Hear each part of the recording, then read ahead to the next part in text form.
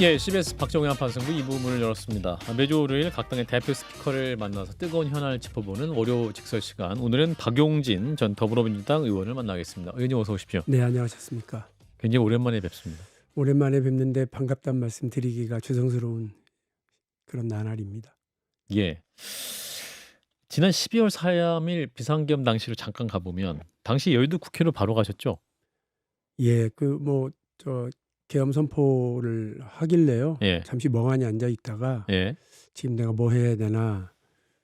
국회의원이면 들어가서 이제 그 해제 표결을 해야 되고 동료 의원들을 모아야 되겠지만 일단 그 국회를 지켜야 되겠더라고요. 이 유일한 방법이 국회에서 계엄 해제를 결의하는 거니까. 예. 그래서 일반 시민의 심정으로 거길 뛰어갔고 좀 일찍 갔던 것 같아요. 그러니까 한 100여 명 정도, 200여 명 정도의 시민들만 계셨고 예. 제가 좀 얼굴이 알려졌으니까 여기 모여서 그 정문 지키자 이러면서 시위를 이렇게 정말 오랜만에 시위 주도를 해봤네요. 예. 비현실적인 12월 3일의 이야기를 잠깐 해주셨는데 그 얘기를 저 하기 전에 제주항공 참사 어제 이제 오전 9시에 있었는데 예. 이 소식 어떻게 들으셨는지? 그 아침에 속보로 예. 듣고 이 영상으로 이게 볼 때 그 참혹함 이루 말할 수 없잖아요. 예. 이게 많은 국민들이 똑같이 느끼셨을 텐데 계엄 사태 탄핵 그리고 또 이런 항공기 사고로 정말 많은 분들이 희생이 있으시니까 나라가 지금 어디로 가나 하는 걱정이 있죠. 예. 이럴 때일수록 사실은 정치권이 정말 합심해서 여야 보수 진보 할 것 없이 마음을 한데 모아서 국민들 안심시키고 또 사태 제대로 수습할 수 있도록 총력을 좀 기울이는 시간이 필요하지 않나 이런 생각을 합니다. 예. 지금 이제 대통령이 권한 중지가 돼 있고 직무정지가 돼 있고 국무총리도 이제 지금 탄핵돼서 직무정지가 돼 있고 지금 권한대행이 경제부총리가 하고 있는데 지금 이제 1인 4역을 맡고 있잖아요. 지금 그런 셈이죠. 예. 제대로 역할을 할 수 있을 것이냐. 걱정이 많죠. 사실 안전 관련 그 라인이라고 할 수 있는 분들이 다 지금 직무가 정지되어 있거나 되어 있어서 국민들 걱정이 많으실 거라고 생각을 합니다. 그럼에도 불구하고 시스템은 살아 있을 거라고 봐요. 어떤 사람이 이 사태를 지휘하느냐보다도 소방 당국부터 시작해서요, 또 그 관계 당국들이 최선의 노력을 다하고 계실 거라고 믿고 그분들의 그런 노력 덕분에 어떤 희생자의 신원을 확인하는 일부터 또 이후에 국민적인 애도 속에서 이분들의 장례 예술자까지 잘 마무리하고 이런 사태가 다시는 일어나지 않도록 하기 위한 어떤 범정부적 차원의 노력, 민간에서의 노력 다 있어야 될 거라고 봅니다. 최상목 대행이 정말 그 중압감이 클 텐데 잘 좀 어떤 사태 수습에 만전을 기해 주시기를 당부드립니다. 예. 자, 1월 4일까지 국가 애도 기간이 설정이 됐기 때문에 그 부분 여야 정치권 모두 한 마음으로 사태 수습에 나서주면 좋겠고요. 자, 정치권 현안은 계속되고 있습니다. 12월 3일 비상계엄 이후에 지금 이제 현직 대통령이 공수처 수사 대상이 됐죠. 검경에. 이 세 차례 출석 요구에 불응하면서 체포영장을 이제 오늘 청구를 했습니다. 이제 이 부분이 오늘 자정 좀 판단이 나올 것 같은데 대통령 측에서는 내란죄 수사 권한이 없는 공수처가 영장을 청구했다. 다시 또 반발하는 상황입니다. 이 상황 어떻게 보고 계십니까?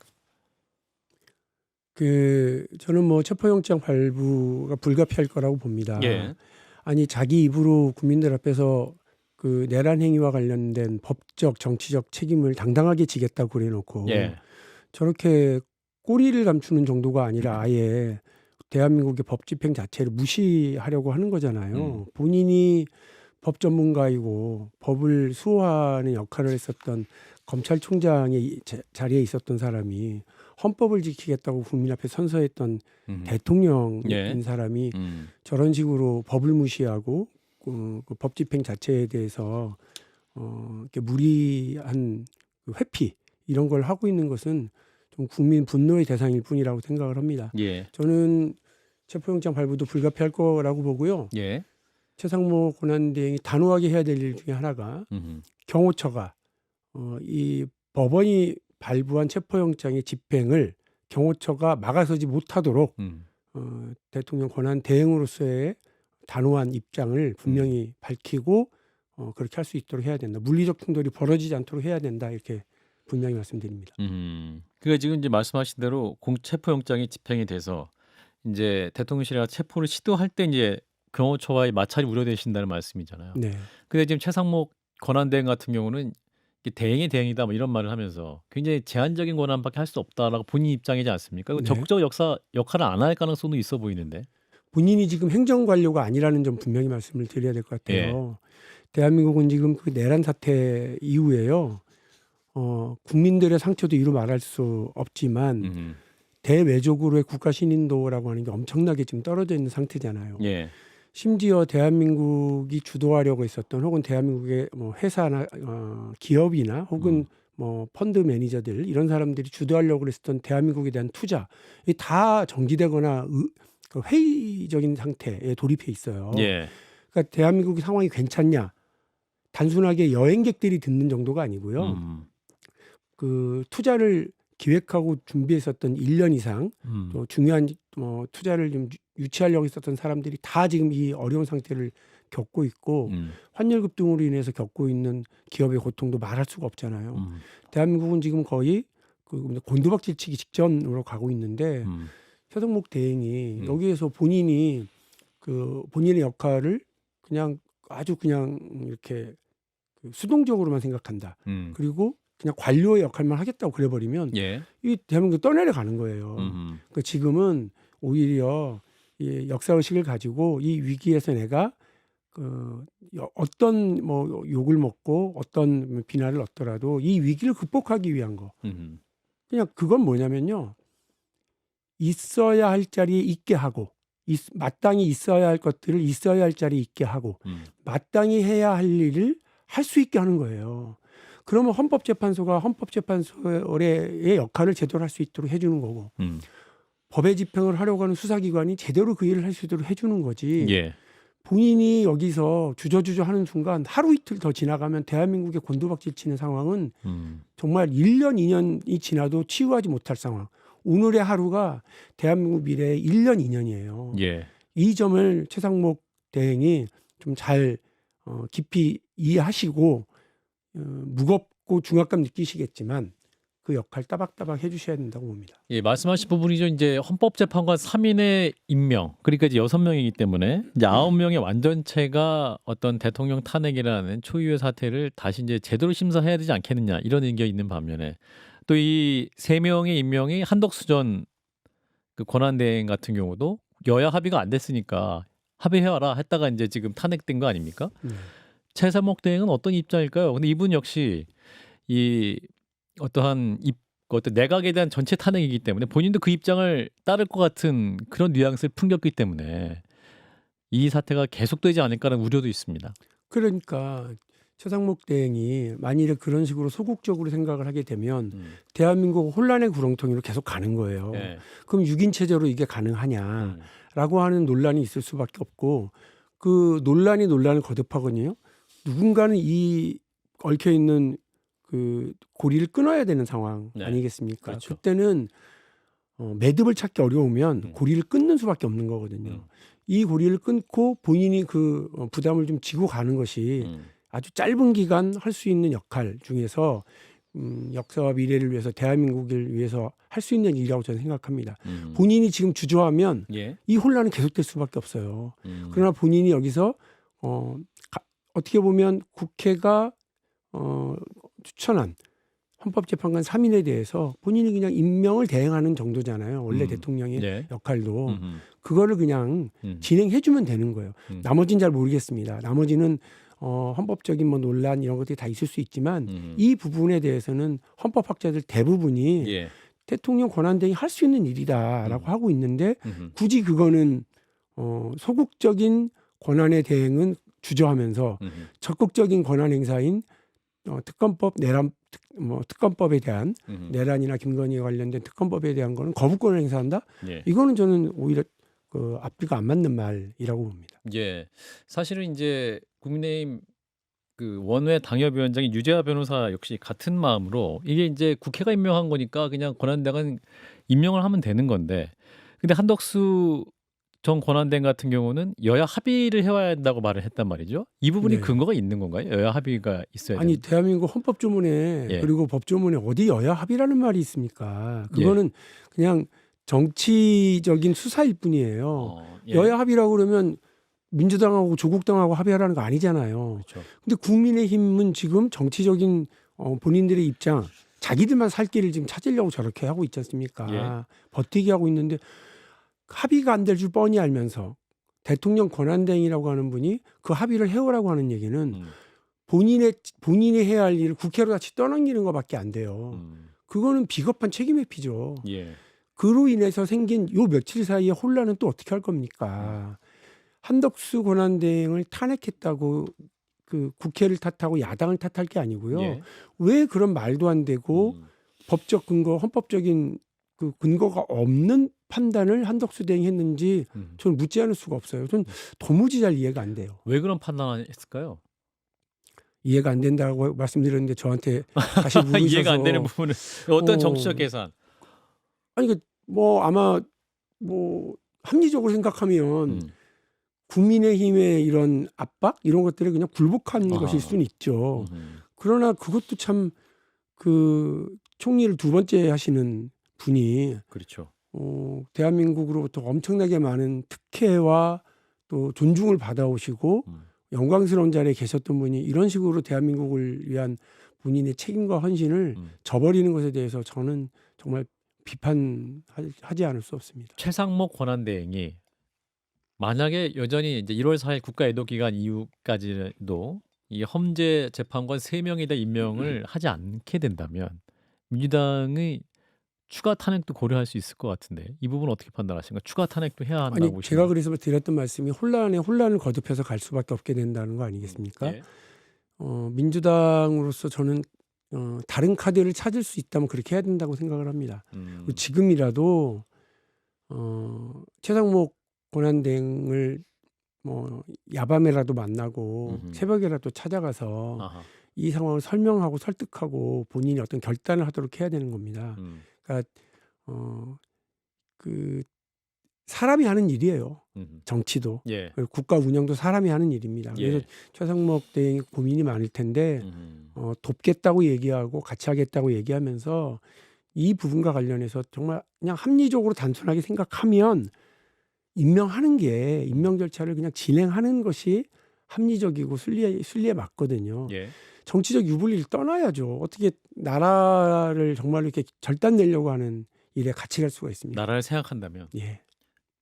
또 야당 입장에 직접 찾아가서 설득을 해야 하는 그런 사안이다라는 말씀인데, 자 지난주 이제 검찰 특수본이 김용현 전 장관을 기소했습니다.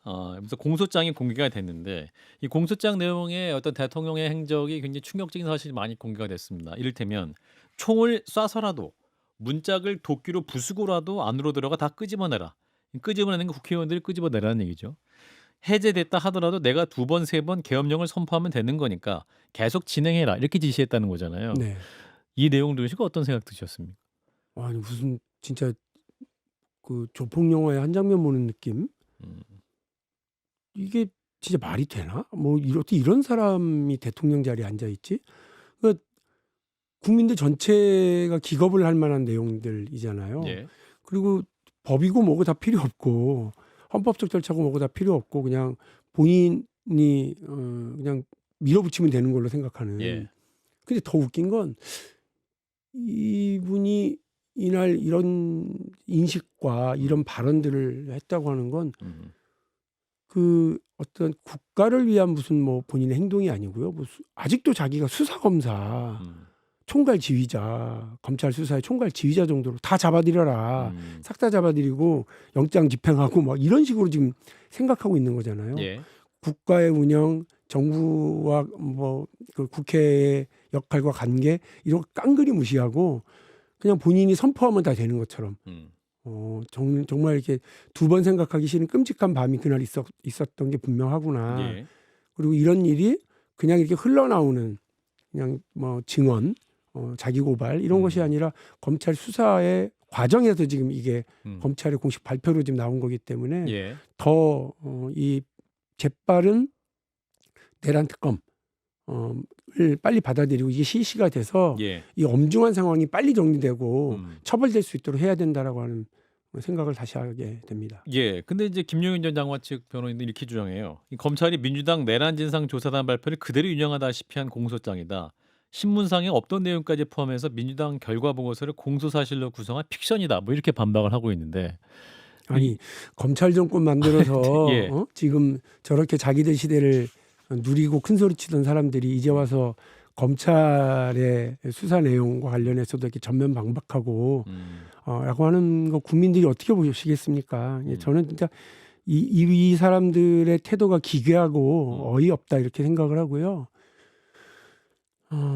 그러니까 어리숙하게 수사하면 안 돼요, 지금. 그러니까 저는 진짜 걱정은 뭐냐면 그 수사기관들이 각각 자기들 막 알아서 수사하다가 엉망진창 되는 거. 검찰, 공수처, 뭐 네. 3자가 굉장히 서로 경쟁하듯이 막 하고 있는데 경쟁하면서 잘하면 좋은데 예. 협력 안 하고 이러다가 엉망되고 서로 진술 충돌하고 조사 내용이 수사 내용이 충돌되는 일이 벌어질까 걱정이고요. 예. 특히나 공수처. 뭐 검찰은 사악하지만 예. 또 공수처는 무능하거든요. 그러니까 이 공수처의 무능은 여러 가지로 걱정이스러운데 예. 실제로 지금 공수처의 수사 담당자들 중에서 검사들 중에서 수사를 해봤던 사람이 없어요. 그러니까 이미 그냥 꼬다는 보릿자루처럼 아무것도 역할을 못 하고 있었던 예. 특별감찰관 거기에 파견돼 가지고 한 2년인가 있었던 사람 정도 예. 이런 사람이 와서 지금 앉아 있는 거잖아요. 그리고 수사 일선에 있었던 사람들이 없단 말이에요. 예. 마치 새끼 고양이 앞에 상어 한 마리 잡아놓고 이거 알아서 해봐라 이렇게 하면 그거 어쩌겠어요. 능력 없는 공수처가 지금 이걸 제대로 수사할 수 있을까 하는 걱정이 분명히 들거든요. 예. 공수처를 바라볼 게 아니고요.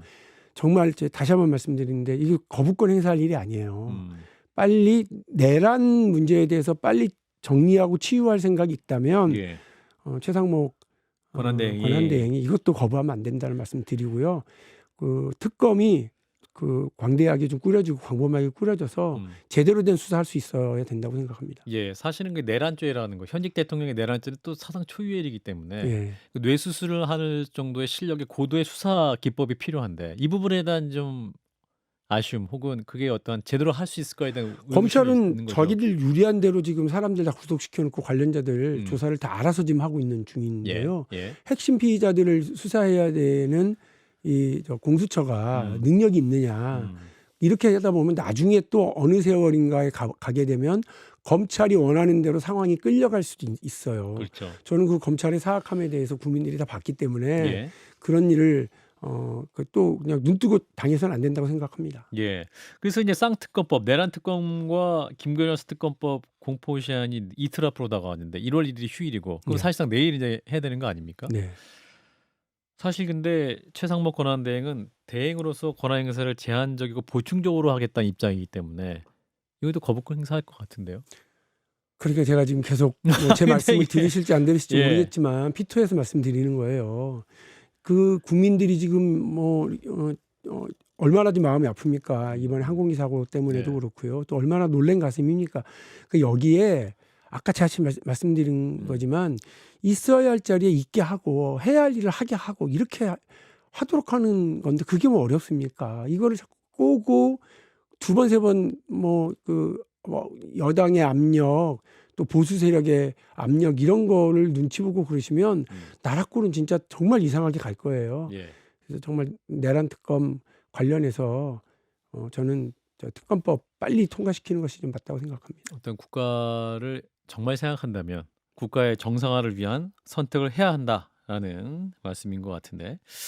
자, 이런 가운데 이제 오늘 국민의힘이 권영세 비대위가 본격 출범을 했습니다. 네. 비대위 인선 발표 혹시 보셨습니까? 네, 그러니까 맞습니다. 사무총장 이양수, 비대위원회 이미자, 최영두, 김용태, 최보은 의원 등이 이제 임명이 됐는데 이 과정에서는 이제 개파색이 좀 많이 옅어진 것이 아니냐 이런 판단을 하고 있는데 어떻게 보십니까? 저는 국민의힘이 내란 사태 이후에 실제로는 위원장당 해산 심판 대상이라고 생각해요. 그들이 보이고 있는 태도, 그들이 하고 있는 주장들 이런 걸 보면 예. 그럼에도 불구하고 오늘은 자제하려고 합니다. 왜냐하면 음. 이런 뭐 그 항공기 사고 이후에 국민들이 가지고 있는 이 놀람과 상처 예. 여기에 정치권이 소금 뿌려서는 안 된다고 생각하고요. 예. 권영세 비대위원장과 또 그 비대위원들이 국민의 마음을 좀 잘 헤아리는 그런 언행을 좀 해주셨으면 하는 기대가 있고요. 예. 이 말씀도 드려야 되겠는데 윤석열 대통령이 위로의 말씀 드린다고 SNS에 이렇게 입장을 밝혔어요. 했던데요. 저도 국민 여러분과 함께하겠다. 누가 그걸 원합니까? 원하지 않습니까? 예. 그리고 지금 대통령이 헌법을 유린하고 법을 위반해 놓고는 저렇게 수사를 회피하고 비겁한 모습을 보이고 있는 그런 대통령에게 어느 국민이 사과를 받고 싶어 하고 위로를 받고 싶어 합니까? 예. 저는 그의 윤석열의 그 위로가 오히려 국민들 상처에 소금 뿌리는 행위였다 이렇게 생각을 하고 그 사람의 그 뻔뻔함에 숨이 막힐 지경이에요. 근데 이런 일을 옆에서 부추기고 오히려 할 수 있도록 분위기를 만들고 있는 사람들이 국민의힘이에요. 그래서 제가 아까 내란 사태 이후에 그 국민의힘의 태도는 그야말로 그 통진당 사태에 비춰보면 위헌정당 해산 심판 대상이다 생각을 합니다만 예. 아까 제가 모두의 지금 국민적인 위기감과 이 상실감과 슬픔 상황에서 여야가 힘을 합쳐야 된다라고 말씀드렸기 때문에 예.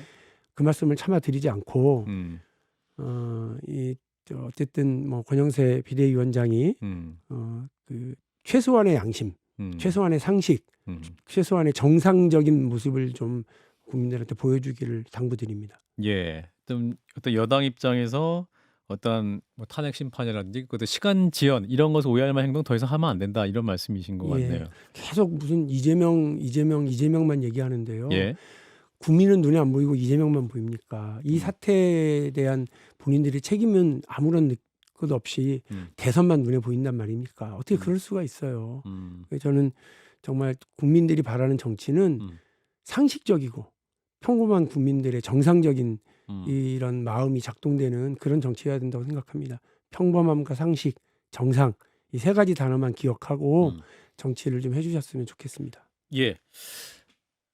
몸을 회복하시고 오랜만에 뵀는데 네. 예, 새해에 또 자주 뵙도록 하겠습니다. 예, 고맙습니다. 네, 박용진 전 더불어민주당 의원이었습니다. 고맙습니다. 감사합니다.